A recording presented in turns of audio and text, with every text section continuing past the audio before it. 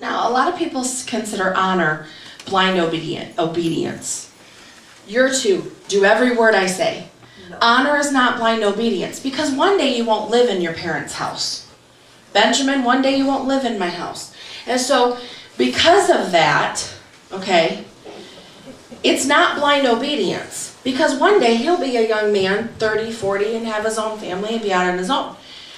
But what that means is when he comes over to my house and we're having a conversation or something's going on and I speak into his life, for him to make light of that situation is to dishonor me.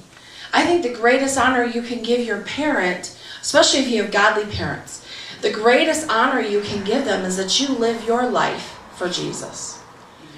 The greatest honor you can give them is that you love Jesus back. Because there's no other greater gift that any mom wants, is that when they're standing before God the Father, is that you're there too. That really is it right there for every mom. Yep. That's their heartbeat. For godly moms, that's what they want. Mm-hmm. And so our honor that we can give our parents, our honor that we show to our mothers, has to be that we listen, that we give weight and understand the role that they're in is important. And take the weight of that on our shoulders and understand it. Is it always easy? No, because you're 30 years old and your mother's giving you a spit bath. I've watched women do it. 30-year-old guy and they're like, Mom, you know what? Good luck. You will always be her baby. That's right. It just, something doesn't die in that. Ben and I laugh about that kind of stuff all the time because I do it to him. And he just looks at me like, Mom, I'm growing up, Come on. He's going, I'm like, okay, I got to treat you like you're 12. You're not 2. I'm trying. He leaves for school and I'm wanting to kiss him in front of his friends. Don't do that, Mom. And so, yeah, you got to give your kids space. Let them grow, all that stuff. But kids, don't forget. Give your parents the honor that's due of them. And maybe you're an older kid and you're not at home anymore and your parents are older. You have a phone and it's for more than just playing your games. Oh, I just said that out loud. That's because I have 6 or 7 kids and I don't always get a phone call from them.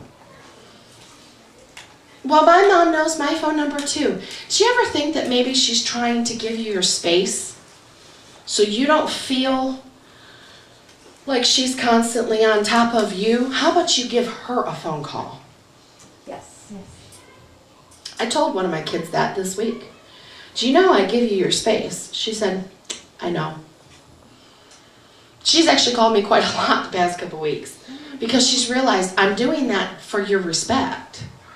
I'm trying to show it that I respect you as an adult. That I'm not calling you and checking on you. But you're welcome to call me and check on me. It's very interesting. So don't forget your phone is your phone and make a phone call. Check up on your parents. Honor them. Women, remember something. Honor is taught. Honor is lived in front of kids. I don't know what age, everybody here has kids of different ages. And your kids will learn to honor because they see honor in you. Proverbs 31 talks about a woman of honor. And at the very end it says her children rise up and call her blessed. It also says that her husband praises her at the gates. Here's a couple things about honor. First of all, women, honor yourself. Honor God first.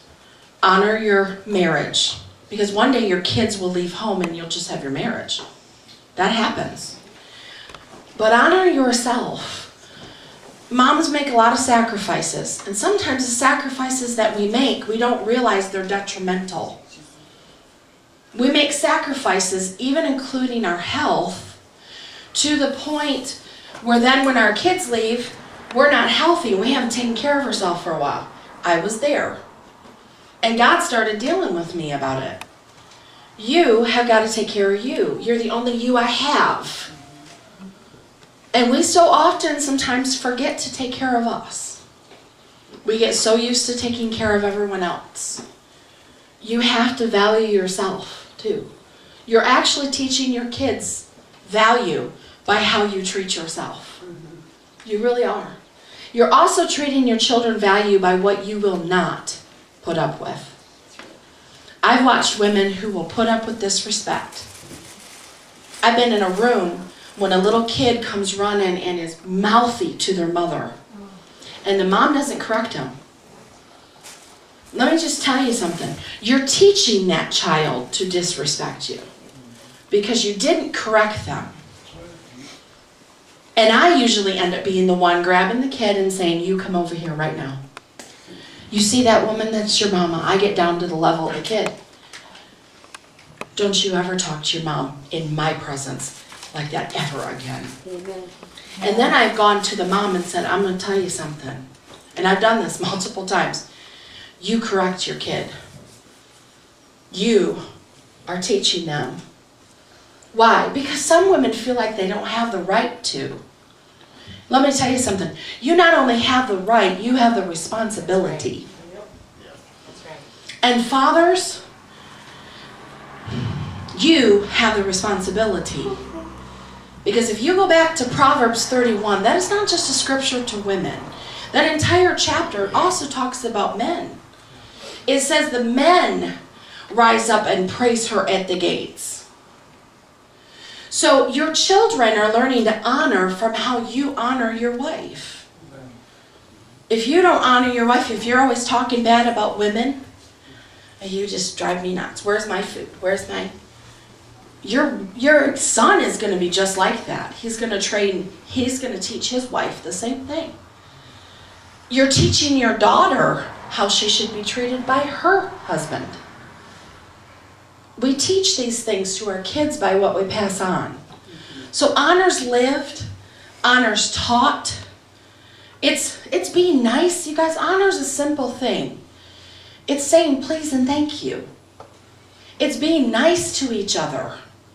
You guys, we live in a world, and I talked about this a little bit last night. We live in a world that has a diva attitude. We come in and we demand and we snap our fingers and it's all about us and we're loud and we're obnoxious. But it's anything but God, because when you read the Word tells us to be sober. To be sober. To have a grip of your tongue and have self-control. And not have an attitude all the time. So we do have a stipulation here, and that's all of us.